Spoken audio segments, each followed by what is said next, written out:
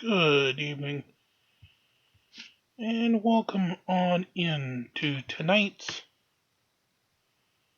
From Day One. Apologies for the picture that he decided to hop itself, but there we go, got it right in. Art Bell and Dr. Dennis McKenna are waiting on the back end, and due to our abrupt crash last night, let's get right into them tonight, Midnight in the Desert. To 80%. My God, that's incredible. Yeah, this totally wipes out the result of any other kind of treatment. I mean, it is completely, it's remarkable.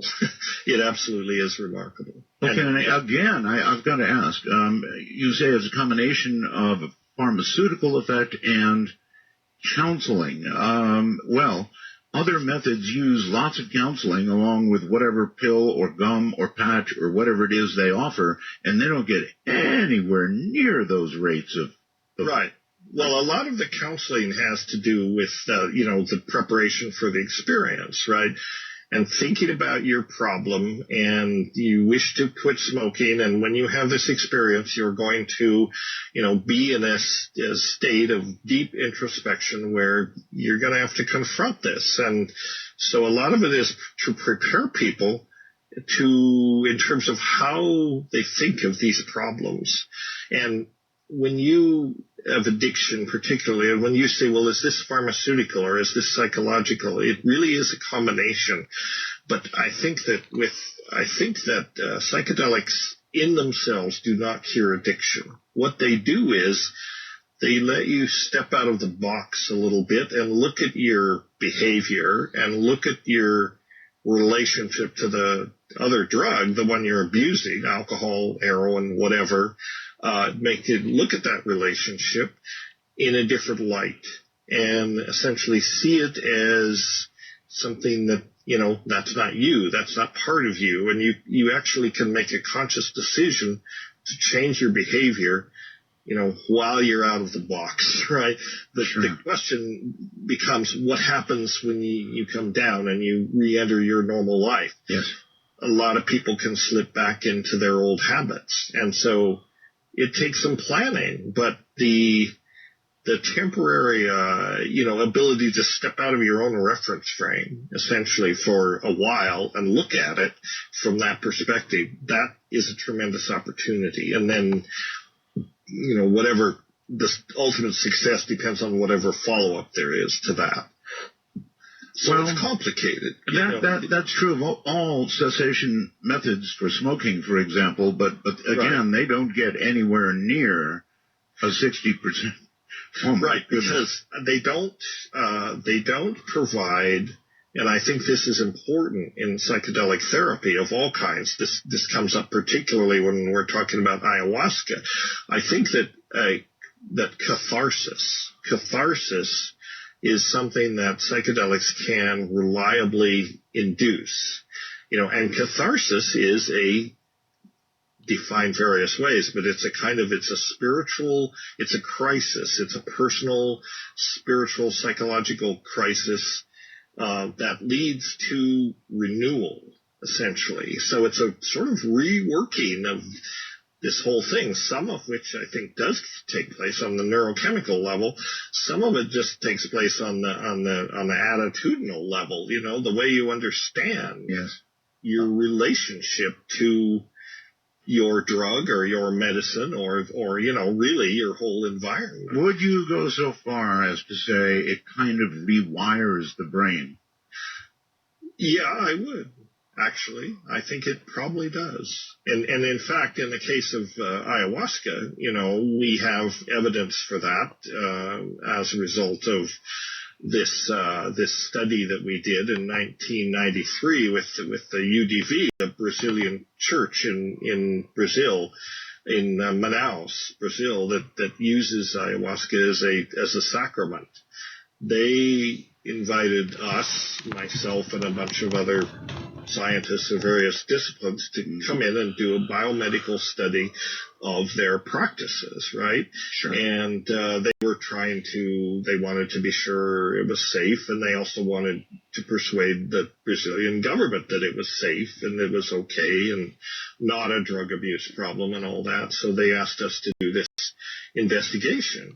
One of the interesting things we found from that was that in long-term users of ayahuasca, there was an elevation in the brain, a long-term elevation of a very important key protein in the neurotransmitters. I mentioned that psychedelics work on serotonin. Well, another important serotonin thing is so-called the serotonin transporters. Those are the molecules or the proteins that SSRIs work on, right?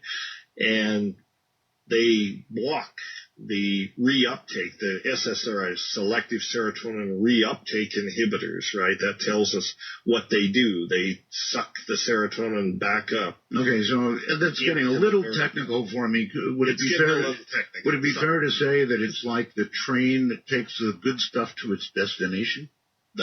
Or a vacuum cleaner is a better analogy in the presynaptic membrane that sucks everything back up and reuses it. Right. But that's not what ayahuasca did. What we found was that the ayahuasca actually caused these transporters to multiply, to increase their density in the membrane. That's called upregulation in pharmacology. And we didn't know what that meant when we detected this event with this effect. We thought, what does this mean? Why does it upregulate these transporters? Then we got looking into the literature, and it turns out there were all sorts of syndromes related to abnormally low levels of these transporters. Abnormal deficits in the transporters were linked to things like alcoholism, intractable depression, suicidal behavior, even homicidal behavior. So we thought, wow, this is really a pretty clear relationship, I mean, there are all of these pathologies related to abnormal deficits in serotonin transporters, and ayahuasca reverses this. Okay, so then maybe the average person could think of it as more trains to take more trains. Better vacuum. That's right. Exactly. That's right. To get more of the good stuff where it needs to go more frequently. Right. That's right. So that's evidence that, these psychedelics can in some ways rewire your neurochemistry. And MDMA is another one, for a long time it was thought that MDMA was neurotoxic to serotonin receptors, serotonin neurons, and it is at high doses, but they're usually quite a bit more than any human would take. It turns out at the lower level, they're not neurotoxic, but what they probably do is increase neuroplasticity. Neuroplasticity is just the ability of the brain to change, to adapt to new conditions. All right. It used to be thought that neurons never changed. You got a certain complement, and that was it. All right, Doctor, hold it there. We've got a break, and I've got a break here, so we'll be right back. 2 minutes, and we will continue with Dr. Dennis McKenna.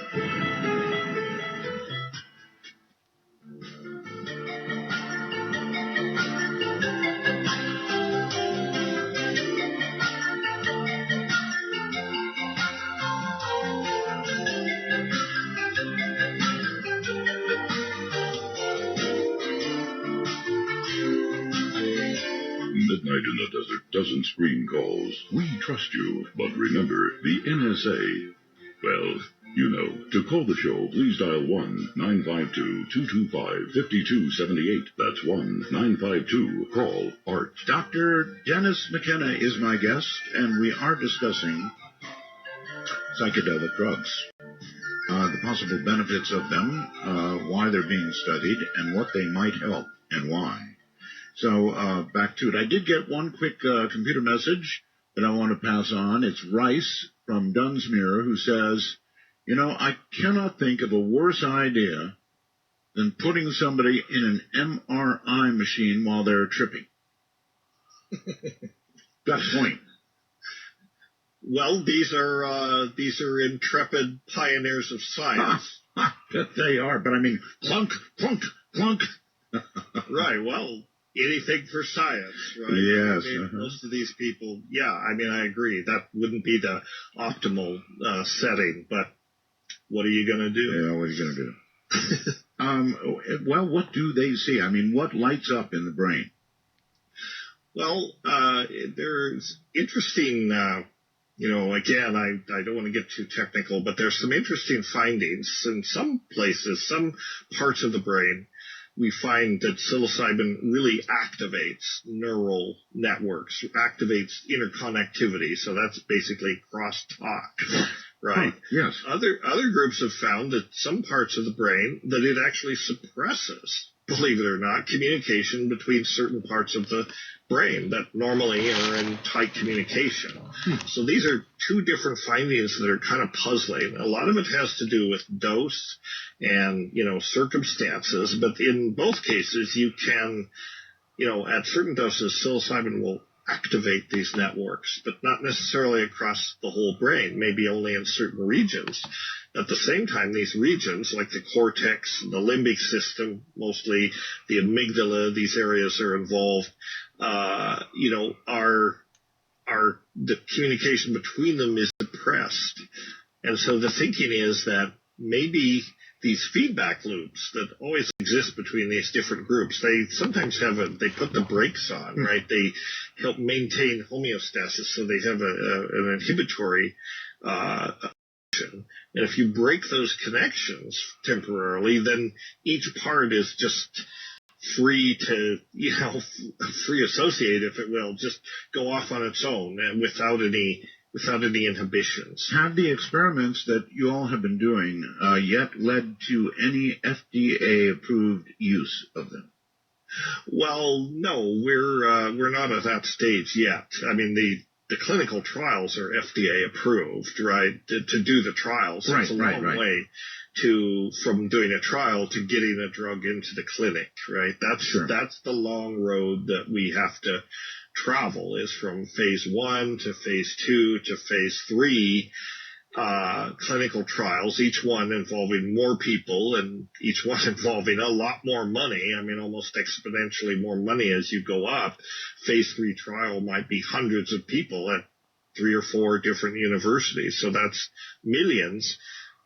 And once a drug crosses that threshold, and, we're a long way from that, then it can be approved for clinical use. Mm-hmm. And there are people that are working on that are ready to do that.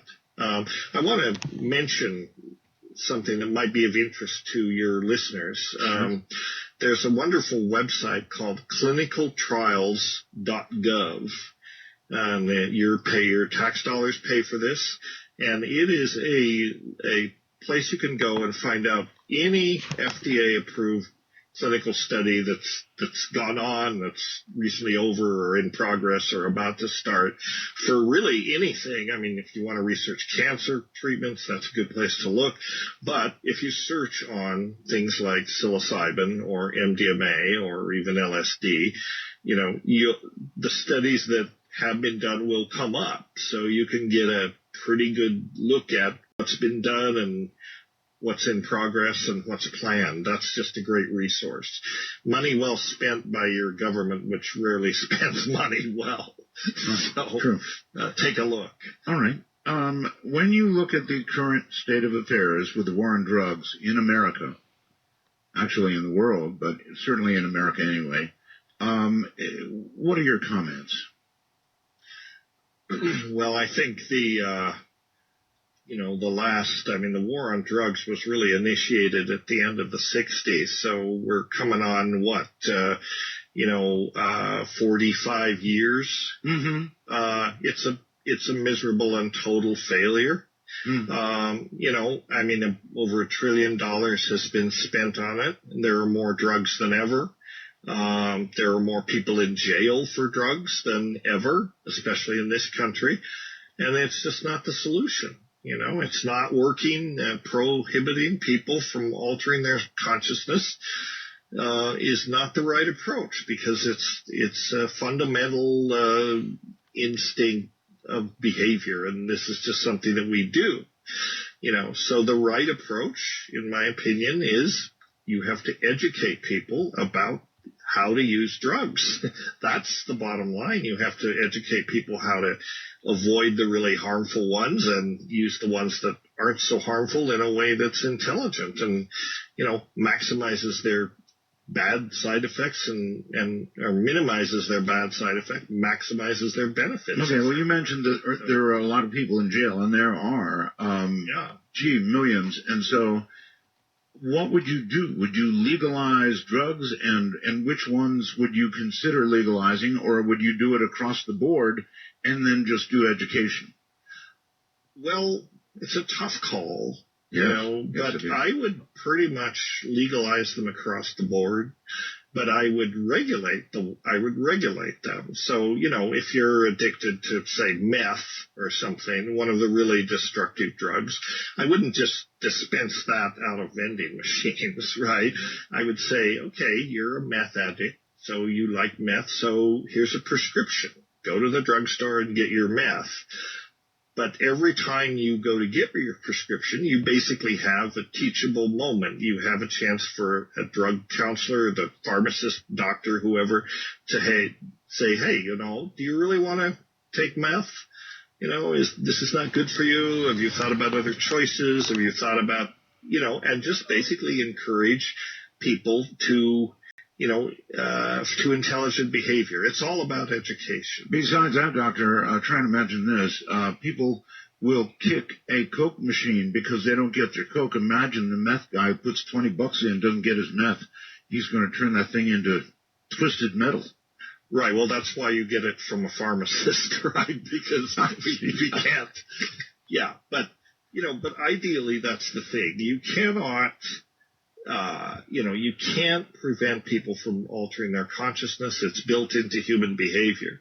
What you can do is encourage them to, if they're going to do that with artificial chemistry or plant chemistry or whatever, then teach them how to make good choices, or teach them ways to get there without drugs. There are plenty of those ways too. So Sure. Meditation, all this stuff should be encouraged. But people are going to take drugs. This is a fact of life. Partly it's because people are made of drugs. This is what I have started saying in my lectures. People take drugs because they're made of drugs. The reason drugs work is because we are essentially bags of neurotransmitters and hormones and all these biochemical processes on some levels that drugs work on. So, it's just a fact of life. We have to acknowledge that we're... It is a fact of life. In fact, a lot of people have to take drugs because their bodies don't make enough of that drug, right? Well, in some cases, yeah. Yes. Yeah, I mean, not as a rule, but a lot of cases like thyroxine, for example, the thyroid hormone. Uh-huh. People have hot thyroid surgery. They have to take artificial thyroid hormone forever. And that's just a replacement of what their body doesn't make. Or, Parkinson, we don't make enough dopamine. So you get Parkinson's disease. Take precursors to Parkinson's. Yeah. So sometimes that's what drugs do. Okay, or the other way around. I mean, as you point out, we are made up of drugs and a body that creates drugs for its own safety. Right. And essentially our brain chemistry is a soup of drugs. That's what neurotransmitters are, essentially. They're drugs. They just happen to be drugs that our bodies make and, which are essential for the functioning of our brain. And then, drugs that we might introduce into that system from outside, plant chemicals or whatever, they usually work on neurotransmitters in some way. That's kind of where the rubber meets the road when it comes to psychoactive drugs. They work on different neurotransmitters. There are many neurotransmitters, about 50 different types in the body, and each has their own population of receptors that they work on and many, many subtypes of these receptors. So, it's a complex story, but it's basically about neurons talking to each other, largely via neurotransmitters. I mean, there are other kinds of communication like voltage gated neurotransmission and that sort of thing. But basically, it's chemical neurotransmitters that, that run consciousness, if you want to put that consciousness runs on, and largely the serotonin, dopamine, and norepinephrine are the three biggies, glutamate, all these things. It's a complex picture, Art, which we probably don't have time to get into. Okay. Would you say, I don't know who puts these questions together, whether these came from you or from my producer, but one of them is, are our souls somehow naturally entangled with DMT? Is that you? That was probably one of the questions that your creative producer came up with. I see. Okay. Great producer, by the way. She's something else. Wonderful. She's great. Yes, Heather. Very smart young woman. She is. She gave me a list of questions. I added two. The question if DMT is tangled up with the soul, well, it certainly occurs naturally in the human body, right? So it is a naturally occurring psychedelic that's found in the body. Yes. And we're not sure what it's doing there, and it's kind of controversial because we don't really understand.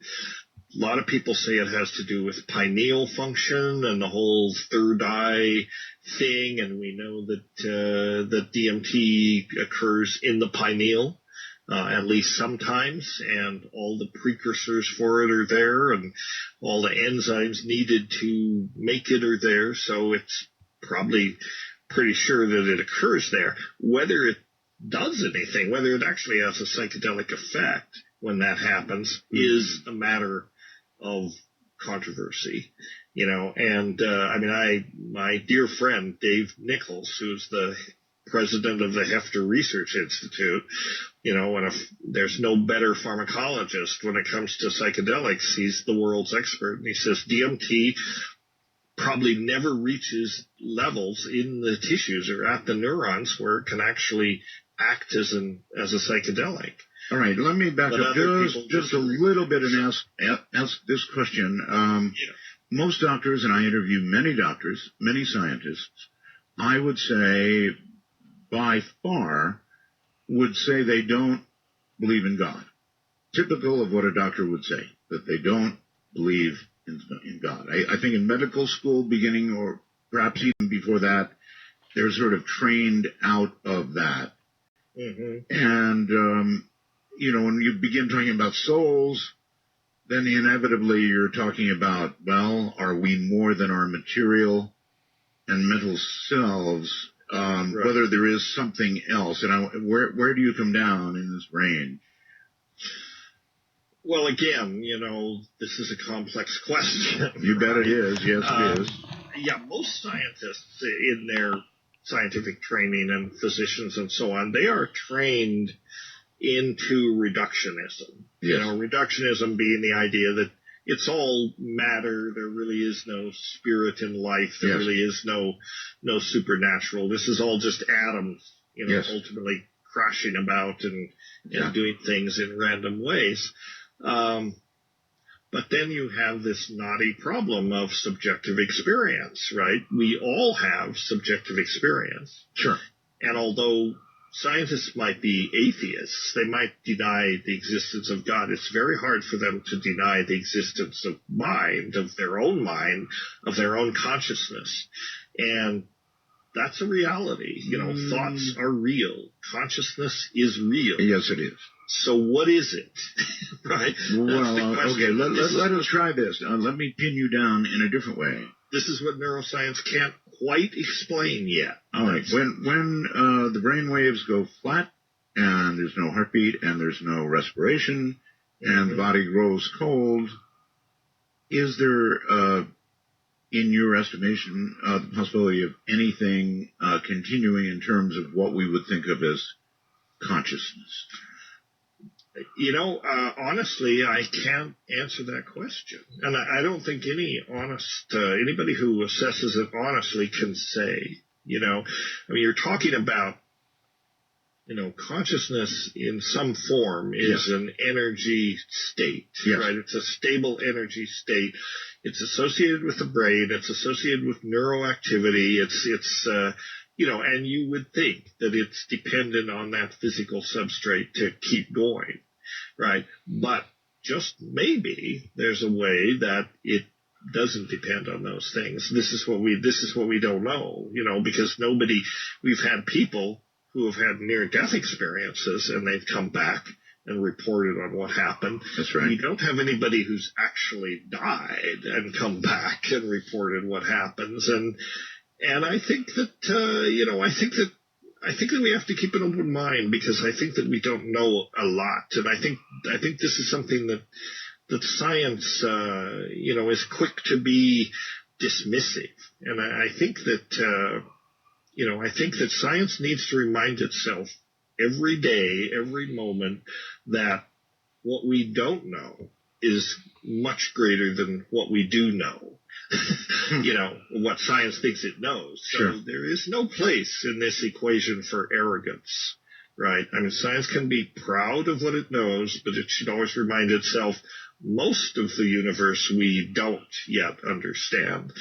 And that's great. I don't find that depressing. I found that challenging and kind of joyful, because it means there's a whole lot left to be learned. The important thing is we have to keep an open mind. We cannot abandon our analytical capabilities, but when science says a case is open and shut, we thoroughly understand this phenomenon. We can put that on the shelf and forget about it. This is a settled matter. The history of science has shown again and again that about the time science reaches that point, the whole thing blows up, and it turns out, new information comes in and it's not at all the way they thought. Oh, you are so correct. Examples would be recent news from science on the benefits of coffee. And even more controversial, recent news from science on the benefits of fatty foods. Yep, exactly. That one really cracked me up. I just don't know how they can keep What's accepted as established dogma. Yeah. Turns out a few years later, the opposite. Were completely wrong That's about right. all that. That's right. Right. That's right. You'd think that they would get it, and that this would be a cause for humility and a cause for keeping our minds open. This is the thing. Just keep your mind open. You can accept what's known, but you have to remember it may all be turned over next week, or overturned. This is the way discovery works, ideally.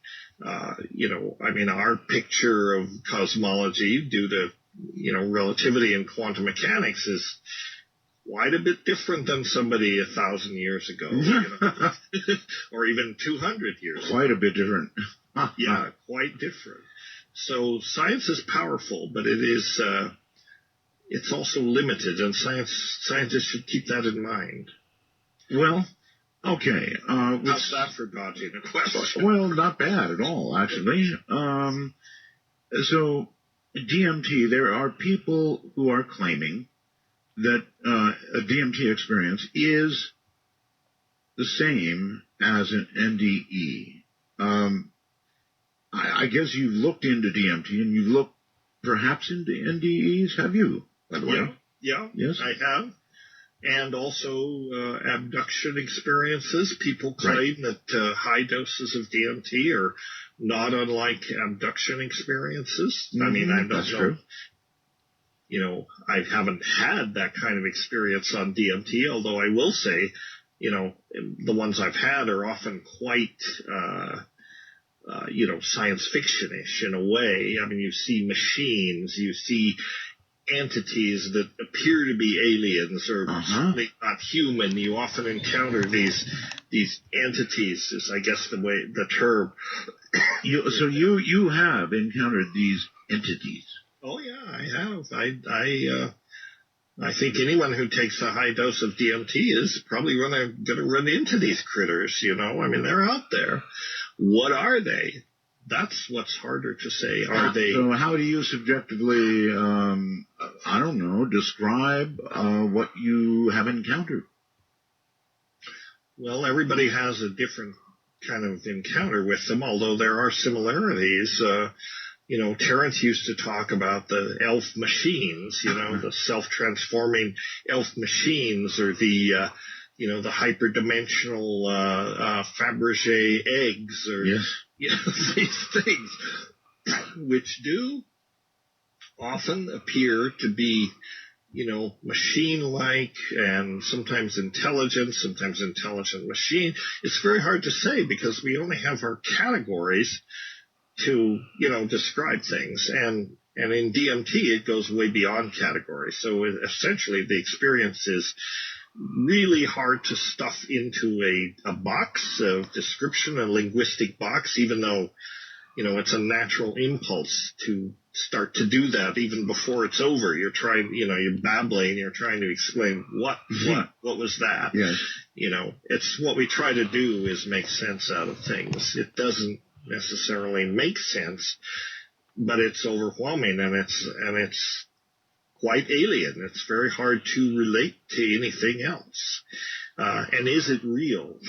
Well, Doctor, when you have, what do we mean by real? When you have come back, and you have experienced these entities, is it for at least a short time until your doctor's rational mind begins to crank away again, and you're away from the drug? Is it for a short time unquestionably real? Yeah, well, it certainly isn't legal. Not in that context. But no, not legal, but real. To the interesting question of, what is all this drug prohibition? Yes. Prohibition of consciousness. But we won't go right there right now. But is it unquestionably real? Well, here's the thing. I experience it as real, so it's real in that sense. And if you think about it, everything that we experience is, a hallucination in a certain way. Everything that we experience, this is what our brains do. They construct a model of reality, and that's the reality that we live in. We're in the hallucination. We're part of the movie that our brains are creating. So that's our reality. Is it real? Well, we experience it as real. Does it map onto, the real world, the world that physics and everything else tells us is out there, which I call the unknowable real world? And the physicists tell it the real world, as our instruments measure it, doesn't look anything like your subjective experience. But everybody is walking around with a subjective experience. That's a model that they're living in. That's a hallucination. And then when you bring drugs into the picture, I mean, basically what you're doing is changing the frequency a little bit. You're tweaking the neurochemistry just enough that you're getting different, you're looking at it through a different lens. Well, okay, let's approach it from this direction. If a researcher like yourself came back from a trip and wrote in some peer-reviewed journal that he met aliens, they definitely were aliens, or entities, he'd probably not be a credentialed researcher very much longer unless he had really good tenure. This is true. Yes, this would not be a welcome message in peer-reviewed journals, but you have to be honest about what you experience. I mean, my friend and a person known to many people in the psychedelic community, Dr. Rick Strassman, who was really a pioneer in DMT research. I mean, in the early 90s, he was the first physician, psychiatrist in 20 years to actually get an FDA-approved protocol to study a psychedelic drug. And the drug he chose was DMT. And he gave DMT by injection over a range of doses to more than 60 people over a period of time. And many of those people reported these near-death experiences, alien abduction experiences, all this crazy stuff, right? So poor Rick. I'm saying maybe crazy. Well, maybe crazy. This is what they were reporting. To them, this was real. But poor Rick, he's got to write a report to NIH. He's got to write, That's right. his grant. And, That's right. and finally, he just, being an honest scientist, finally he threw up his hands and he said, I can't make sense of this. I cannot discount it. But how do I report this to a peer-reviewed journal? I mean, he did report it, but always with the caveat that this is what people were reporting. He doesn't say it's real or not. He just says this is the observation. So that's honest science, I think. Yes, doesn't this in a way describe some difference between Terence and yourself, in that you are reporting things as a scientist? Terence came back and said, man, here's what happens. And here's who you meet, and here's what you're going to see. Well, yeah, he was a narrator of his experiences there. So he was reporting phenomenologically what he saw, and that's perfectly legitimate. Those experiences were real as far as he was concerned. And I experience them too, and they're real when I'm having them. I just wonder, like a lot of people, what is the machinery, the neurochemistry, the whatever it is that gives rise to these experiences? Or is there really another dimension somewhere out there in hyperspace, whatever, that these materials give you access to? Well, that's really, Doctor, what I want to know. Yeah, well, take a number. We'd all like to know. Yes, and the question is, how do you answer that question? It's very, very difficult. I mean, Terence was always trying to get the entities, whoever, this logos that he could reliably contact on mushrooms to tell him something that he couldn't know, that he couldn't possibly know any other way. And he would take that as proof of some kind that at least they're real. This information is not coming from within him. Mm-hmm. Very hard. They're very tricky, these entities. They don't cough this up very easily. And I don't think he ever succeeded. So it's it's complex, but so it's sort of, that's the thing. It's sort of, we fabricate our own reality, we fabricate our own hallucination, and we proceed to live there. Yes, sir. Hold tight. We're at a break, and so I have to break. It's a good long one. We'll be right back with Dr. Dennis McKenna. I'm Art Bell.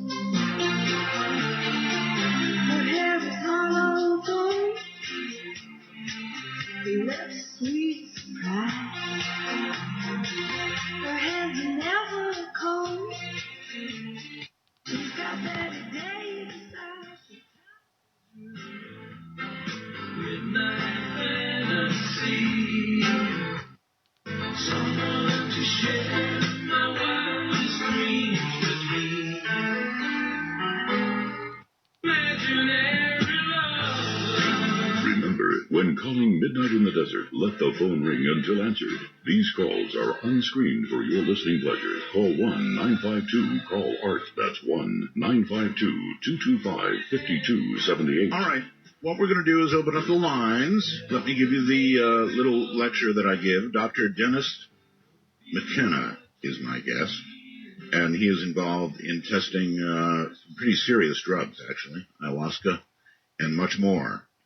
DMT, just the wildest drugs you can imagine. He is doing legitimate tests on these drugs, what they do, what they mean, whether what they mean is real, or I guess it is. To most of the people that have taken them, they describe it as absolutely real, as his brother did.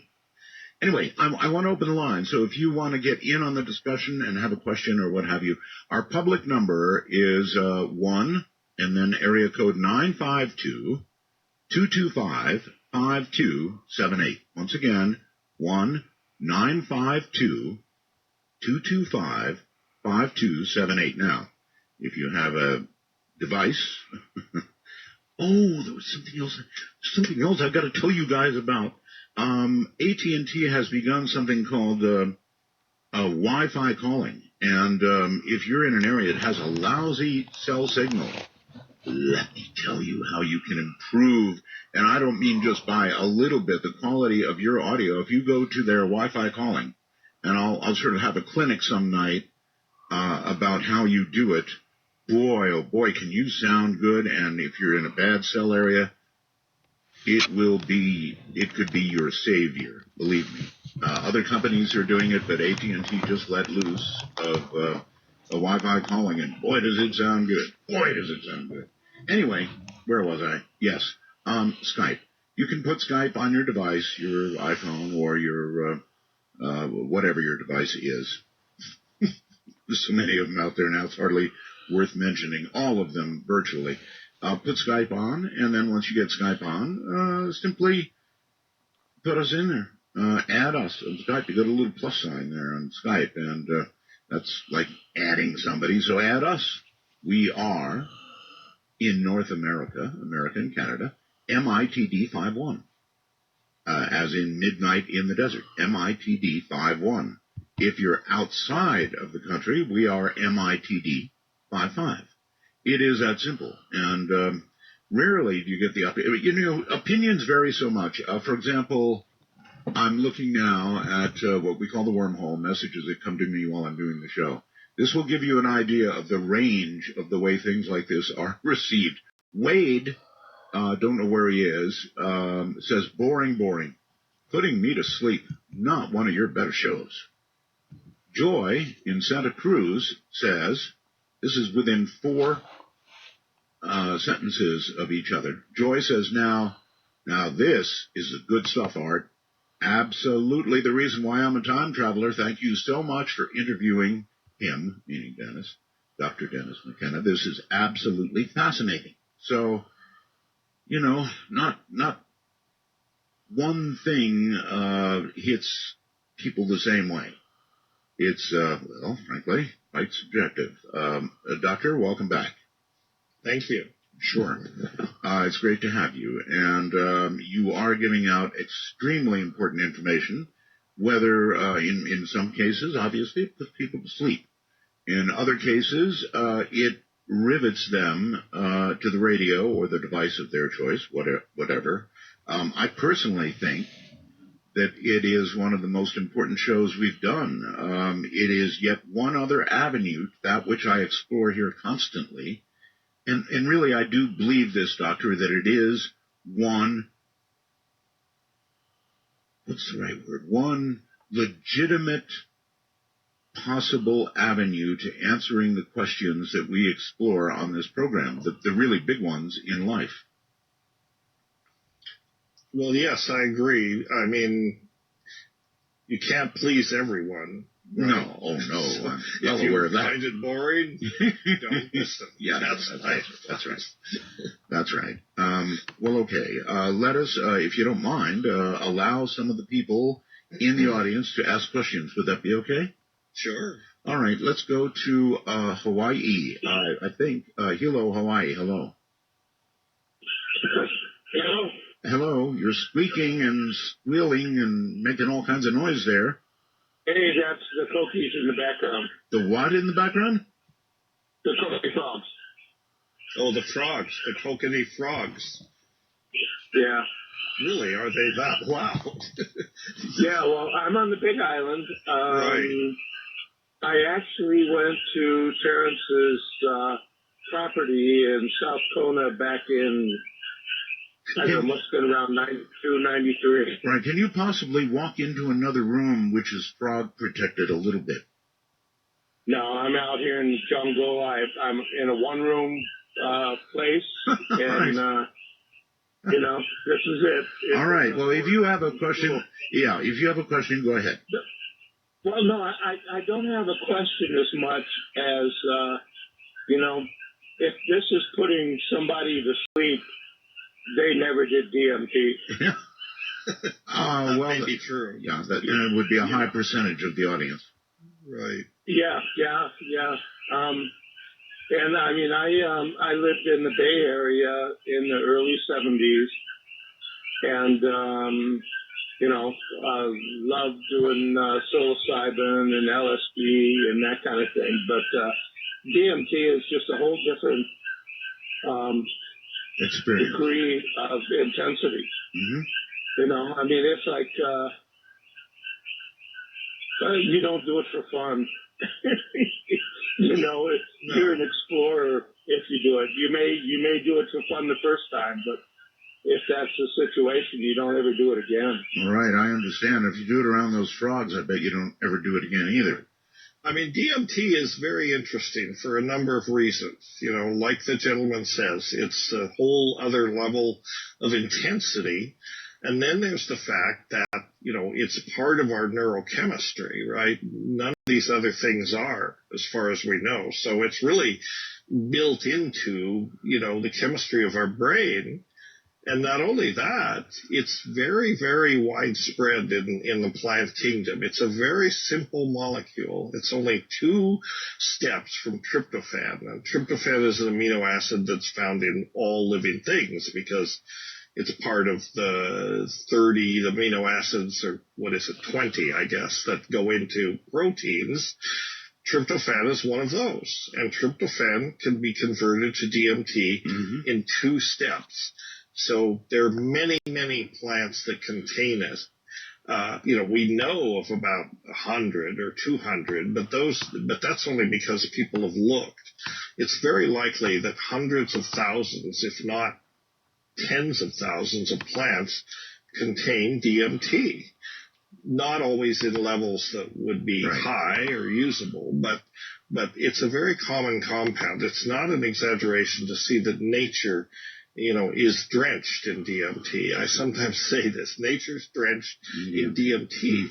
So why is this psychedelic so pervasive in the ecosphere, in the biosphere? What is going on with that? Doctor, can you explain in, for example, time? How long is a DMT trip? It's quite short, is it not? Well, there are 2 ways to approach a DMT trip. DMT by itself is not orally active, right? Because it's chopped up in the gut by these enzymes called monoamine oxidases. So if you eat DMT or eat a plant that contains DMT, nothing is going to happen, right? You have to take DMT parenterally is the term, other than by mouth. You can snort it, and there's a whole ethnopharmacology of snuffs in South America, DMT-containing snuffs, or you can take it in combination with another plant that contains a monoamine oxidase inhibitor, another set of compounds that will knock out those gut enzymes. Then it becomes orally active.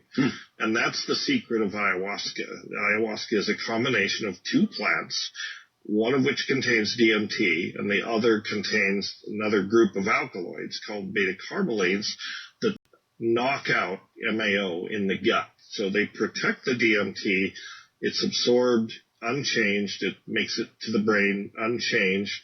And then it's, instead of 15 minutes or so, when you take it parenterally, when you snort it or inject it, it's very, very short. But instead of that, it's 4 to 6 or 7 hours. Wow. So it's stretched out. It's not as intense as when you take DMT, parenterally, say, but you get more out of it. It's more relatable because you spend more time there, and you can learn more about what this state, this dimension, or whatever, what it's all about. Do you really feel that it is possibly another dimension? Well, like I say, I don't think we can dismiss it, I don't think we can dismiss that possibility that somehow, because we don't really understand what the mind is, right? We know that the mind has physical roots in the brain. It has a connection to physical substrates, but then it also seems to have elements that are not physical, maybe extra-dimensional, hyperdimensional, or so on. Yes, sir. And maybe they do tap into some extra-dimensional realm. I mean, this is where, to approach these questions scientifically is difficult. I don't think science can really say at this point one way or the other. But I think it's possible So it's possible. Okay. And certainly subjectively it seems so. And if you talk to indigenous people, people who use ayahuasca as part of their ethnomedicine, right. For them, this reality is it's just accepted unless of course, this is the way it is. You see how it is. This is how we experience it. They don't really get into these, debates about whether it's real or whether it's not. These are, in some ways, these notions are the product of Cartesian dualism and the whole, scientific philosophical tradition of the Western mind. To indigenous people, these things are not separate. There really is no in or out, the self is not separate from the nature that they're surrounded in. They experience the world quite differently, I think, than we do. For one thing, they don't have a point of view, and in indigenous cultures, and the point of view is what separates us from nature. And this is a problem. I think that one thing the psychedelics are doing as we see things like ayahuasca suddenly go global, in a sense, everybody's excited about ayahuasca. It's all over the world. People are using it, I think it's trying to reconnect us with nature. If you could, say that. You can say that. You can put it that way. Let's go to Skype. Michelle, you're on the air. Oh, hi, Art. I don't have a microphone, so I hope I'm close enough. Can you hear me? Yes. The key is find the little round hole in your laptop, if that's what it is. Yeah. And get real close. Okay, it's an iMac. Can you hear me now? Yes. Yeah. Oh, I hear you. Quite clear. Okay, clear. Okay, I was in Peru, and I did an Ayahuasca retreat, and I ran into Peter Gorm on the boardwalk down there in Iquitos in Peru. And I think Art knows Peter Gorm. He's had him on his show. Mm-hmm. Peter Gorman. Yeah. Yeah, anyways, he told me that before tourists started arriving in Peru, ayahuasca's main use with the natives down there was to get rid and eliminate bacteria and worms that they would have in their systems from living in the jungle, and that the hallucinations were actually a side effect. It actually didn't have a spiritual purpose for it. This didn't start to happen until tourists started to come and they started to make money down there. And then the money is what sort of transformed the whole use of ayahuasca into this, psychedelic sort of a spiritual mind trip, because this is what Westerners were into, and this is how, they could make money for themselves. Mm-hmm. So now in the presently in Peru, there's all kinds of so-called, what do they call themselves? Maestros, ayahuasqueros, curanderos, shamans. And a lot of them are self-made, understandably, because they can make an easy dollar, and there's big money in it, and they need money down there, eh? Mm-hmm. So anyways, I was pretty modest about it because, I have enough of my own hallucinations, you could say, on Earth to deal with it. And I didn't need to get all screwed up with a whole bunch of ayahuasca. But anyways, I found it very enlightening, and it creates sort of an energetic feeling in you that you could get, say, in a 10-day Vipassana sit. Okay, something you actually have to work hard for to bring yourself into the same sort of sensitive mind space that ayahuasca takes you to. Mm-hmm. Say? Yeah. But the effects were very short-lived. It might last, you get the insights for 2 or 3 weeks, but you don't really get that deep, profound physiological sort of transformation you get with long-term meditation sitting. Okay. All right. Well, that's a fair comment, or a question, actually. And what do you think, Doctor? Well, I think she's touched on a number of interesting points. It's true that with the ayahuasca tourism situation down in Iquitos and other places, they're clearly transforming the tradition. You know, the tradition was very different before the tourism started. Mm-hmm. It was not simply used to treat parasites. That was a use of these plants for a long time. But if you look at indigenous groups that use ayahuasca, they do in fact have spiritual traditions around this. You know, it's part of their cosmology. It's part of their belief system. I'm surprised that Peter would say that, you know, that he would dismiss all that, because I know Peter quite well, and he knows better. He knows that there are spiritual traditions, indigenous traditions that use ayahuasca. Now, you know, they don't necessarily work for Westerners, right? Westerners are looking for something else. And ayahuasca, you know, as it's used in the tourism circuit, has evolved into this kind of new age-ish, you know, thing that emphasizes spirituality and self-discovery and all that a little bit more than it does in the indigenous traditions. Basically, I don't have a problem with that. I think that that's fine. What's wrong with self-discovery and you know, that sort of thing? I don't see anything wrong with it. The fact is that the human's relationship with ayahuasca is a coevolutionary process. We've been in relationship with it for probably thousands of years. This continues, and it's going to change. And as it goes global, and as these indigenous cultures encounter other global cultures, it's going to be transformed.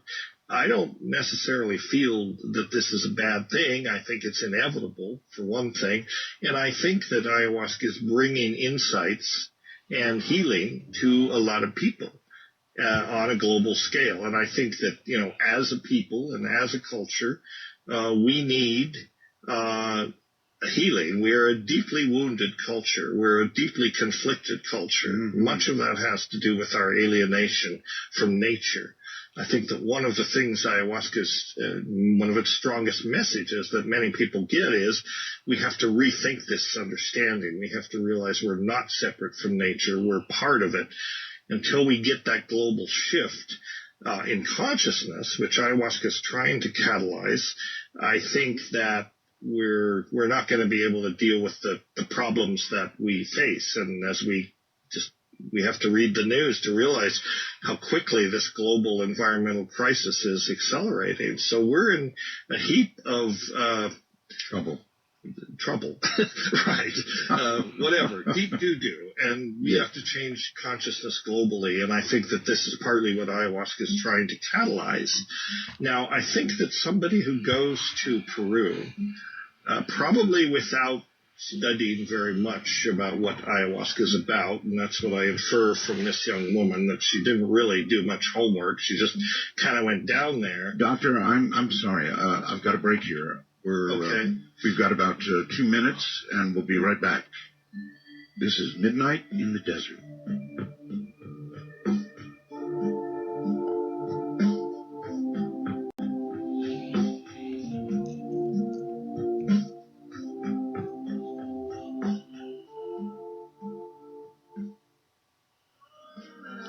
And with that, we will actually leave them, as we won't have enough time to pick up another segment. Come back tomorrow night for the exciting conclusion. And that will bring us to an end of a broadcast day here on From Day One. As always, please like, share, and subscribe. Get us to the goal of 50,000 views, 1,000 subscribers. And Boxy over Nexter sends us those nice red packages to send out to all of you. And Google makes us, you know, on the algorithms. CoinBase, Ibotta, and Game.gg, $10 free for the first 2, and your first 100 credits free for the third. Get done, rock on, and help the show at the same time. Until tomorrow, as always, like, share, and subscribe, be kind to one another, and release the Krakens as we march along here from Day One. Have a great night. We'll see you tomorrow. Enjoy your good night's rest.